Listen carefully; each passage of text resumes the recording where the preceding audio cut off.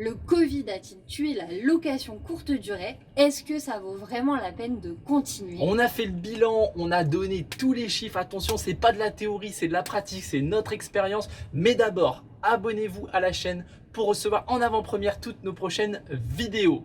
Vous avez vu la vue magnifique qu'on a ici dans notre appartement. On est en vacances à Santorin, à Ia. C'est juste magnifique. On va vous mettre quelques images pour que vous puissiez profiter, vous en mettre plein les yeux. Alors, vous le savez peut-être si vous nous suivez sur cette chaîne régulièrement, ou si vous le savez pas encore, c'est pas grave. On a un immeuble qu'on exploite en location courte durée depuis janvier 2020. Alors, si vous nous regardez sur cette chaîne depuis qu'on a commencé à faire des vidéos, si vous vous souvenez bien, en 2015, on n'avait pas tout à fait le même discours sur la courte durée. On voulait pas en faire, tout simplement parce qu'à l'époque, on était salariés tous les deux, on faisait des gros horaires, on n'avait pas le temps.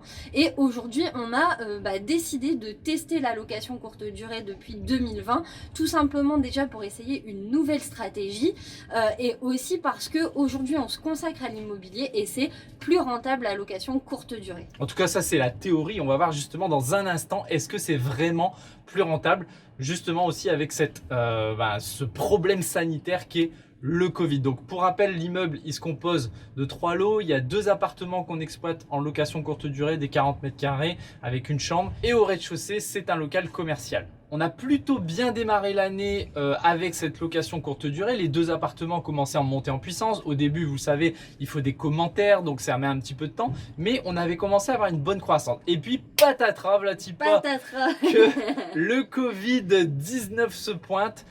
Et là, on a vu carrément s'effondrer les réservations. Quand on dit s'effondrer, c'est ça quoi. La presque, vie, quoi. presque zéro du 15 mars au 1er mai. En gros, ça a été vraiment la bérésina pendant cette période-là. Alors, quand on a voulu décrocher le crédit pour acheter cet immeuble, on est allé voir comme d'habitude la banque avec notre dossier bancaire bien ficelé, avec tous les chiffres, le prévisionnel du projet et on estimait avec le local commercial en location longue durée être sur un prévisionnel de 22 000 € de chiffre d'affaires. On a fait le bilan avec notre channel manager et depuis le 1er janvier jusqu'au 31 août, on a généré 16 700 € de chiffre d'affaires donc en location courte durée, mais pas que. On va vous en parler aussi dans un instant. On a dû adapter notre stratégie au fur et à mesure avec les événements du Covid. Donc 16 700 € sur 8 mois. Si on extrapole ça sur l'année, alors bien sûr, il y a eu la saison juillet-août qui était vraiment la haute saison, mais on a aussi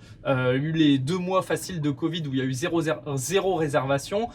Au global, je pense qu'on sera à peu près à 25 000 € de chiffre d'affaires sur la première année d'exploitation. Cet immeuble, on l'a payé 220 000 € tout compris. Donc quand on dit tout compris, ça va être frais de notaire compris, les travaux, les meubles, la déco, parce que bien sûr, quand vous avez un projet en location courte durée, ça demande de dépenser un peu plus en déco pour faire quelque chose de sympa qui se détache du lot, de la concurrence. Donc ça va nous faire une rentabilité de 11,3% sans le local commercial. Ouais, si on ajoute les revenus du local commercial, du rez-de-chaussée, on va être à 16,3% de rentabilité. Donc, c'est clairement pas l'objectif qu'on s'était fixé. Il était plus élevé. Il a fallu s'adapter, quoi. Mais on s'en est quand même sorti et j'ai envie de dire, on a sauvé les meubles puisqu'on perd pas d'argent. Au contraire, on continue quand même d'en gagner. Alors, comment on a sauvé les meubles? On a testé une nouvelle stratégie dont on avait pas mal entendu parler, c'est la location moyenne durée. Donc on nous disait que ça fonctionnait, nous on avait envie d'essayer, on s'est dit tiens, c'est l'occasion de passer un appartement sur les 2 en location moyenne durée et voir qu'est-ce qui va se passer. Donc la location moyenne durée c'est quoi? C'est loué une semaine à 3 mois et bien sûr on pratique des tarifs beaucoup plus élevés que la normale. Sur un T2 traditionnel on va être bien moins cher que ce qu'on a pratiqué parce que c'est tout équipé, vous avez une déco sympa, il y a Netflix, enfin voilà, les gens ont vraiment juste à mettre leur valise et ils peuvent vivre dans le logement. Ouais, pour donner un peu des chiffres, sur ce même appartement, si on était en location traditionnelle meublée, on serait peut-être, allez, on va dire à 550, 600 €. Par contre là, nous, on louait 300 € la semaine ou 900 € au mois. Donc on a réussi à faire ça pendant 4 mois au total. Hein. Le premier mois, on a eu un premier voyageur, bon, voyageur locataire, hein, parce que là, on est à la limite entre les deux. Et ensuite, on a eu quelqu'un qui a loué pendant 3 mois parce qu'il était là pour le boulot à 900 €. Donc, on s'en est quand même très très bien sorti sur cet appartement. Et puis l'avantage aussi, c'est qu'il y a beaucoup moins de logistique à gérer pour le coup. Il n'y a plus tout ce qui est femme de ménage, etc. Tout ça, vous supprimez. Les gens posent moins de questions aussi parce qu'avec la location courte durée, c'est des voyageurs qui sont là pour quelques jours. Donc, ils ont envie de savoir c'est quoi le resto, etc. Même si vous faites un livret d'accueil, ils vous posent beaucoup de questions. Là, en location moyenne durée, vous avez les avantages d'avoir un gros loyer et aussi d'avoir quelqu'un qui est dans son logement comme location longue durée et qui vous pose pas de questions sauf à l'entrée. Donc pour répondre à la question, la location courte durée, oui c'est plus rentable, mais oui aussi ça prend un peu plus de temps. Donc l'avantage c'est qu'on a quand même pas mal automatisé les choses pour que justement ça se réduise, on va dire, à 1 heure, 2 heures maximum par semaine de travail sur les appartements. Alors la morale de cette histoire, c'est qu'il faut toujours espérer le meilleur, mais il faut aussi s'attendre au pire.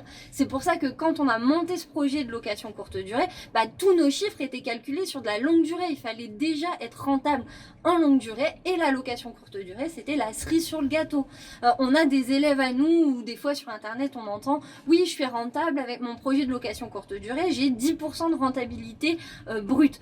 Clairement, non, ça n'est pas suffisant. Exactement, il faut vraiment, parce que en location courte durée, il y a aussi plus de casse, plus de choses comme ça. Donc pour moi, il faut viser au moins 20% de rentabilité brute si vous faites de la location courte durée, parce que l'effort que vous allez fournir supplémentaire par rapport à la location traditionnelle, il faut qu'il soit récompensé avec des pesos. Okay.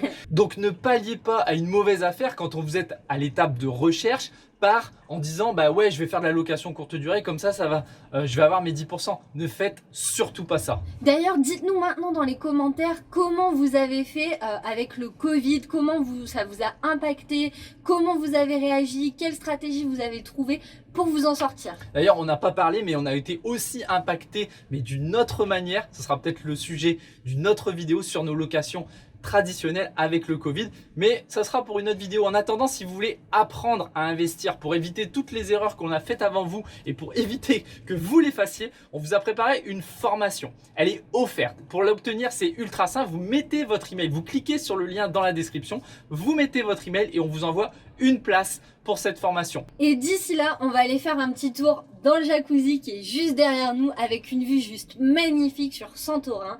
On vous dit l'aventure continue, à demain.